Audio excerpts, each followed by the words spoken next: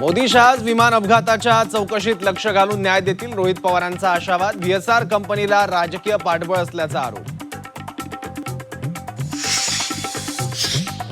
सुनेत्रा पवारांच्या कारचं सारथ्य वादात अनिकेत तटकरे यांनी रत्नागिरीत सरकारी ड्रायव्हरला हटवून कारचं सारथ्य केल्याचा आरोप. तर वाहन शासकीय नसून खासगी होतं. अनिकेत तटकरेंचं झी24 तासला स्पष्टीकरण.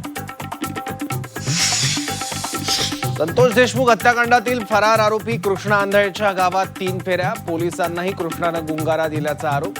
कृष्णा आंधळेपासून धोका असल्याचा धनंजय देशमुखांचा आरोप.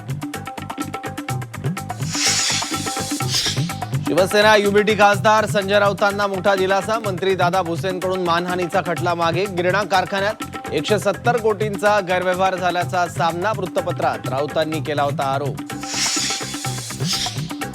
आरएसएस मानहानी प्रकरणी राहुल गांधींच्या वकिलांकडून भिवंडी कोर्टात जामीनपत्र दाखल. प्रदेशाध्यक्ष हर्षवर्धन सपकाळ राहुल गांधींचे नवे जामीनदार. अंबादास दानवेंची Y+ सुरक्षा काढली. विधान परिषद सदस्य कार्यकाळ संपल्यानं राज्य शासनाच्या गृह विभागाचा निर्णय. सरकारी वाहन आणि पोलीस कर्मचारी सुरक्षा कायम.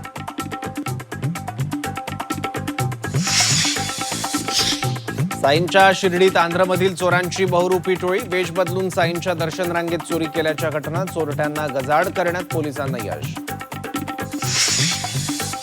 अकोल्यात सोशल मीडियावरील मैत्री भोवली. रील बनवण्याच्या बहाण्यानं घरात चोरी. संधी मिळताच कपाटातून 20 लाखांचा ऐवज लंपास.